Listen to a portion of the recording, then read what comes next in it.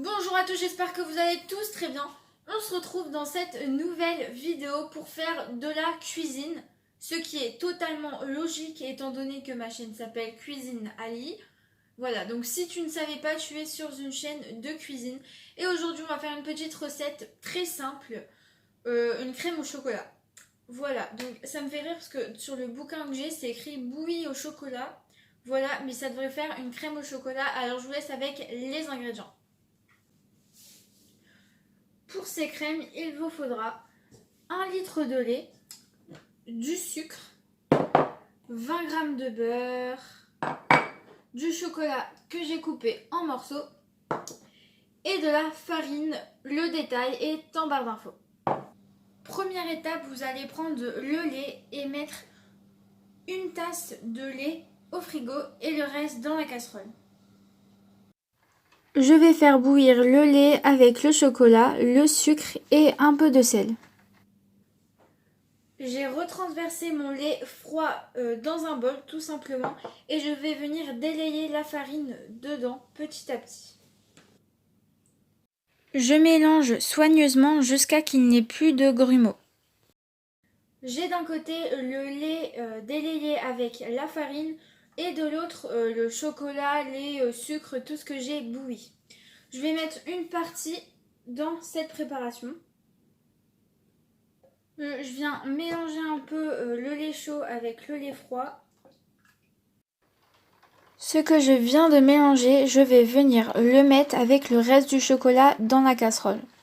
On prépare les écouteurs parce que là on va partir entre 15 et 20 minutes de cuisson sans pratiquement s'arrêter de mélanger. Allez, la petite musique et on y va. Une fois que c'est prêt, j'ajoute le beurre hors du feu. J'ai mes ramequins et je vais pouvoir enfin terminer la recette en disposant notre crème dans les ramequins, hein, logique. Version encore plus gourmande que ce que c'est déjà. On prend une banane et on va mettre, je vais vous montrer. La version plus gourmande est de remplir donc la moitié environ du petit pot. Et là on va mettre des petites rondelles de banane. Ça devrait plutôt être pas mal. On n'en met pas forcément beaucoup déjà parce qu'il n'y a pas beaucoup de place. À peu près 3.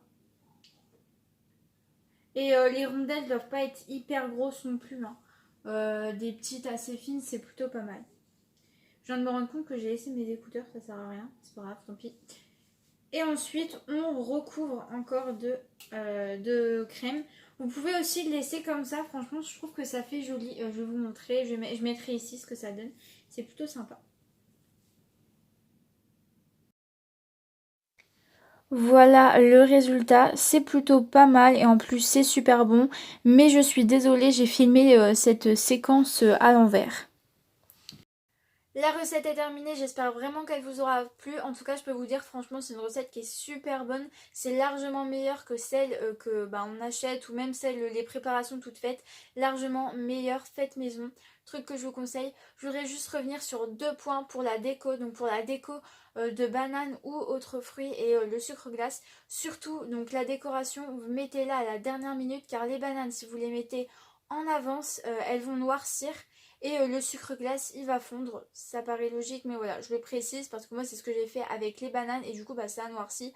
C'est quand même plus joli, des belles bananes.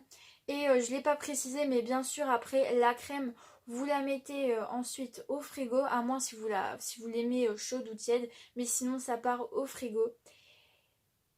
Et deuxième petit point, voilà, j'ai pas fait de vidéo au moins depuis 3 semaines. C'est juste que j'ai eu un problème avec mon téléphone. J'avais plus de place. Mais maintenant j'ai rajouté une carte SD et puis il y a plein de trucs que j'avais fait avec une amie que je vais pouvoir enlever et tout. Donc ça devrait le faire. Donc sur ce, je vous dis à la semaine prochaine. N'hésitez pas à aller voir mon compte Instagram, il va s'afficher juste ici. Et sûrement à dimanche prochain. Salut!